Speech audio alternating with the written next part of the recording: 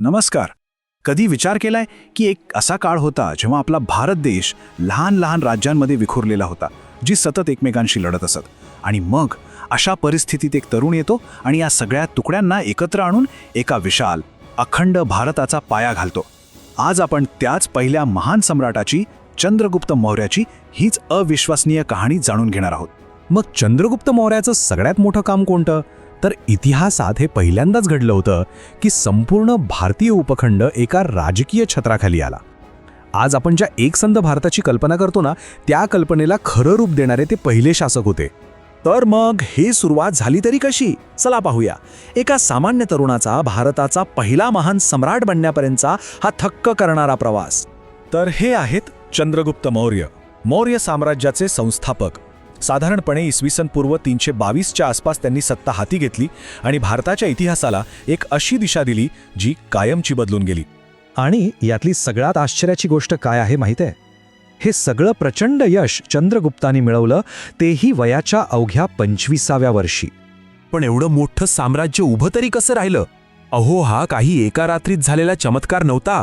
त्यामागे एक खास परिस्थिती होती आणि त्याहीपेक्षा जास्त एक अचूक रणनीती होती.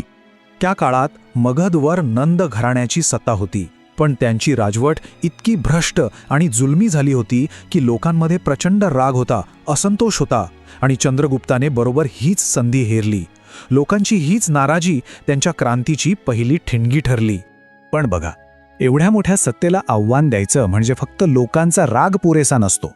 त्यासाठी लागते एक तीक्ष्ण बुद्धी, एक अचूक मार्गदर्शन. आणि बरोबर याच वेळी इतिहासात एका महान गुरुची एंट्री होते. ते म्हणजे ब्राह्मण कौटिल्य, म्हणजेच चाणक्य, जे चंद्रगुप्ताचे गुरु आणि मार्गदर्शक बनले. आता एका बाजूला कौटिल्याचं डोकं आणि दुसऱ्या बाजूला चंद्रगुप्ताची तलवार. या दोघांच्या जोरावर साम्राज्य निर्मितीचा जणू धडाकाच सुरू झाला. एका मागोमाग एक लष्करी मोहिमा आखल्या गेल्या आणि एक नवीन एकसंध भारताचा नकाशा हळूहळू तयार होऊ लागला. या प्रवासातलं पहिलं आणि सगळ्यात महत्त्वाचं पाऊल म्हणजे नंदांचा पराभव. त्यांनी बलाढ्य नंद घराण्याची सत्ताच उलथवून टाकली आणि मगधच्या सिंहासनावर बसून एका नव्या युगाची, मौर्य साम्राज्याची सुरुवात केली. मगध जिंकल्यावर चंद्रगुप्त थांबला नाही. त्याने आपलं लक्ष भारताच्या सीमा सुरक्षित करण्याकडे वळवलं. त्या काळात महान सिकंदराचा सेनापती सेल्युकस निकेटर याने भारतावर हल्ला केला. पण चंद्रगुप्ताने त्याचा असा काही पराभव केला की विचारता सोय नाही.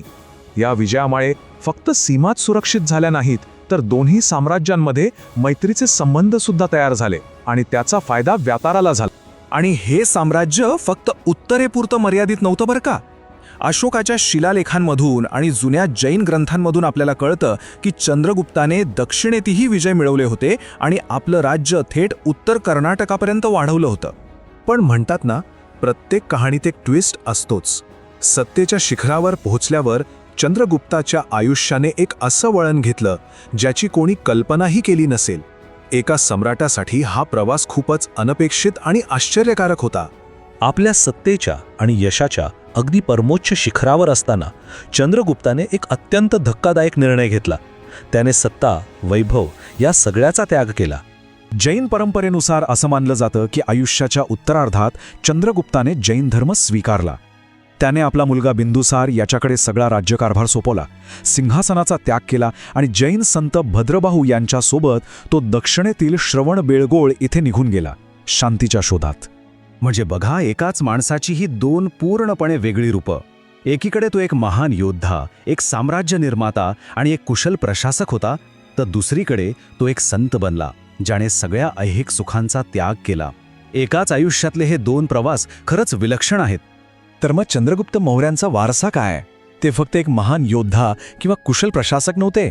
ते होते भारताचे पहिले ऐतिहासिक सम्राट आणि सगळ्यात महत्त्वाचं म्हणजे एका एकसंध भारताच्या स्वप्नाला सत्यात उतरवणारे पहिले शासक. आणि जाता जाता एक विचार करायला लावणारा प्रश्न: एवढं मोठं साम्राज्य, एवढी सत्ता, सगळं काही मिळवल्यानंतर एखादा सम्राट अशा प्रकारे सर्वस्वाचा त्याग का करेल? या प्रश्नावर नक्की विचार करा. कदाचित यातच जीवनाकडे पाहण्याचा एक नवा दृष्टिकोन दडलेला असेल.